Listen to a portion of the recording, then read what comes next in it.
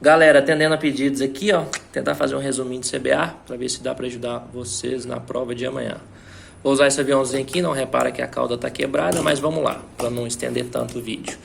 Eixos, vamos falar de eixos. Primeiramente, a gente tem que saber os nomes dos eixos. Primeiro eixo aqui, ó, que eu vou falar é o longitudinal. Você pode usar um lápis ou uma caneta para ajudar a definir qual é o movimento de cada eixo. Vou usar um lápis aqui no caso. Eixo longitudinal é este eixo que liga cauda, nariz. É o eixo que está longe. Imagina um passageiro aqui atrás, ele está vendo o comandante lá na frente, então o comandante está longe dele. Eixo longitudinal. Usando o lápis, se a gente grudar o lápis no avião, o eixo gira sempre em torno de si próprio. Então ele vai fazer o avião fazer esse movimento aqui, ó, de rolagem, que é este movimento. Gira em torno de si próprio. Imagina que a fuselagem aqui é o eixo longitudinal. Movimento chamado de rolagem, pode ser chamado também de bancagem ou também de inclinação lateral. Esse movimento se dá pela atuação da superfície de comando chamada aileron, que está localizada no bordo de fuga na ponta da asa. Agora falando do eixo lateral, é o eixo que corta o avião no meio, lateralizado, ou eixo transversal. Se ele estiver ligado no avião, linkado no avião, gira em torno de si próprio, ele vai fazer um movimento de tangagem ou arfagem, ou picar e cabrar. Puxa, cabra, empurra, pica. Tranquilo? Esse movimento se dá pela superfície de comando que está no estabilizador horizontal, chamado profundor, que é este aqui, ó, ou leme de profundidade. Também está no bordo de fuga do estabilizador horizontal. Próximo eixo, o eixo vertical. Vertical é o único eixo que está verticalizado, tá na vertical. Ele corta o avião no meio e se ele estiver linkado no avião, o movimento é esse, porque o eixo gira em torno de si próprio. Então ele faz esse movimento aqui, ó. Movimento chamado de guinada. Esse movimento se dá pela superfície de comando que está no estabilizador vertical. Decore esses nomes aí, porque isso tudo pode ser pedido. Que chama leme de direção. Direção, imagina, igual um carro, usando a direção, fazer esse mesmo movimento que o carro, né, faria no solo. Falando da asa aqui agora, das estruturas da asa, a gente tem nossa asinha bonitinha aqui. Próximo ao charuto a gente tem a raiz da asa, oposto ao charuto a gente tem a ponta da asa. Parte da frente da asa é chamada bordo de ataque, porque o ar vem de frente, é a primeira que ataca o ar. Parte de trás, bordo de fuga, que é onde que o ar escapa. Aqui atrás a gente tem uns atuadores aqui, né, bem definidos nessa asa, são chamados de flaps. Os flaps são hipersustentadores. Eles são usados para, geralmente na decolagem e no pouso, para aumentar a sustentação da aeronave, devido à baixa velocidade nessas fases de voo. Ou seja, eles são hipersustentadores, como função primária. Cai perguntinha da ANAC disso aí. Função secundária dele é um freio aerodinâmico, causar um pouco mais de arrasto e frear a aeronave. Logo à frente, vamos falar desse aqui no bordo de ataque, ou seja, os flaps estão no bordo de fuga. No bordo de ataque, a gente também tem hipersustentadores, que são chamados de slats. Eles chegam um pouquinho para frente para aumentar, principalmente aqui a área que o vento relativo vai percorrer, aumentando a sustentação. Então são hipersustentadores. Eles não causam tanto arrasto e não é um freio aerodinâmico tão bom quanto os flaps, mas são ótimos hipersustentadores.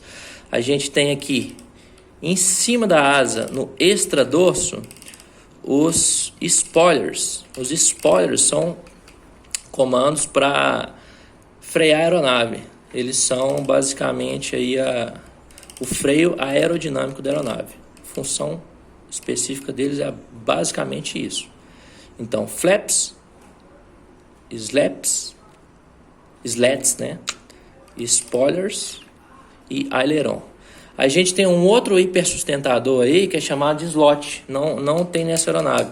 O slot ele é apenas uns buraquinhos aqui, ó, na asa, que ajudam a atrasar a camada turbulenta, jogar a camada turbulenta da asa para trás. porque a gente tem um vento relativo que vem aqui, certo ângulo de ataque, certa velocidade. Essa camada que passa laminar, ela vai ficar turbulenta. Ficando turbulenta, dali para trás você perde sustentação. Quando você tem um slot aqui, ele ajuda a retardar um pouco mais para trás essa camada laminar. Ou seja, você consegue manter um pouco mais de sustentação sobre a asa. Também é um hipersustentador porque melhora a sustentação. Deixa eu ver o que mais que a gente tem para falar aqui. Em relação à disposição das asas, a gente tem aqui um aviãozinho com as asas inclinadas para trás. Esse ângulo é chamado de ângulo de inflechamento. Positivo porque está para trás, se fosse para frente seria negativo. E este ângulo de inflechamento ele ajuda a dar, deixa eu chegar o aviãozinho para cá, estabilidade à aeronave. Temos aqui também um outro ângulo que faz a asa ficar ligeiramente inclinada para cima. Não sei se dá para perceber aqui. Nesse aviãozinho está bem pouquinho, mas tem esse ângulo para cima que é chamado de diedro. Diedro positivo quando é para cima, diedro negativo. Eita, caiu o telefone aqui feio. Vou continuar. Diedro negativo quando é asa para baixo. Esse avião tem uma asa baixa, que ela está linkada ali na fuselagem na parte baixa. A gente tem avião de asa média, alta ou parasol. Parasol é a asa que está acima da fuselagem, ela não está encostada na fuselagem, cuidado com isso. Em relação aos motores, a gente tem aqui motores turbofan. Turbofan, tudo que tem turbo tem uma turbina. Ou seja, turbofan, fã de ventilador, uma turbina ligada a um ventilador que passa ar frio por fora, mistura com o ar quente da turbina e gera menos barulho e muita potência.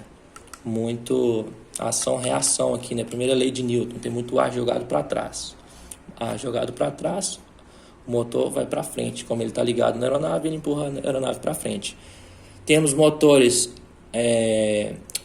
turbohélice, aí é uma turbina ligada a uma hélice na frente.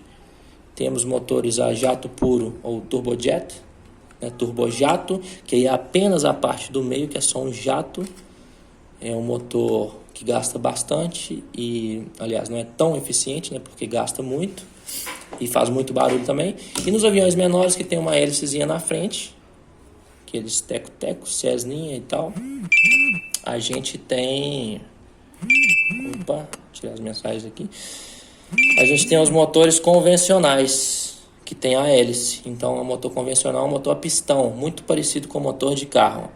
E a hélice, se ela estiver na frente, é chamada de hélice tratora, porque puxa. Imagina que tem um trator linkado aqui na aeronave, está puxando. Se a hélice estiver atrás, é chamada de hélice propulsora, porque está empurrando a aeronave. Trens.